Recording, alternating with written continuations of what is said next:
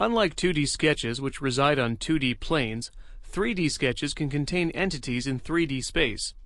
Since your screen is 2D and your mouse can only move in 2D, working with 3D sketches can be tricky and requires a good amount of practice. For some applications, however, you can sketch in 2D and automatically generate a complex 3D sketch by projecting a couple of 2D sketches onto each other.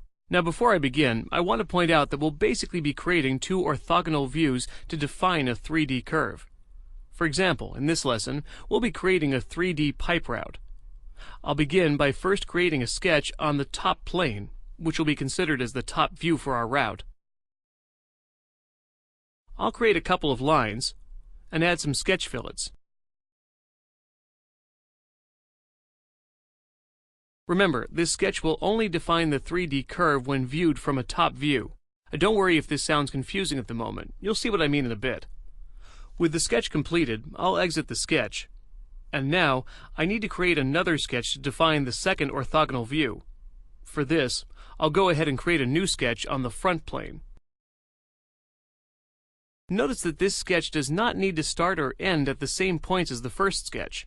In fact, I can extend the sketch lines further than our top view sketch, and SOLIDWORKS will automatically trim any extended segments when creating the 3D curve. I'll again add some sketch fillets, and once I'm done creating the front view for our curve, I'll exit the sketch. Now at this point, we have two 2D sketches considered as orthogonal views for a pipe route. To convert these 2D sketches into one 3D curve, I'll need to create a projected curve. I can access this feature by going to Insert, Curve, and selecting Projected Curve from the drop-down. I'll make sure the Sketch onto Sketch option is selected, and then click on both sketches within the graphics area. Immediately, we can see a preview.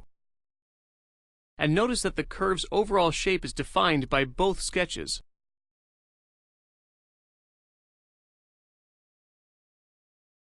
Now I can click the green check, and the curve is added.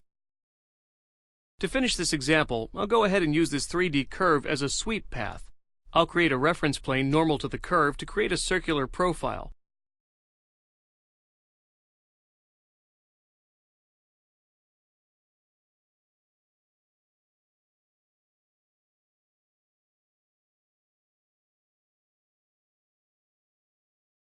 And with the profile created, I'll continue with the sweep feature.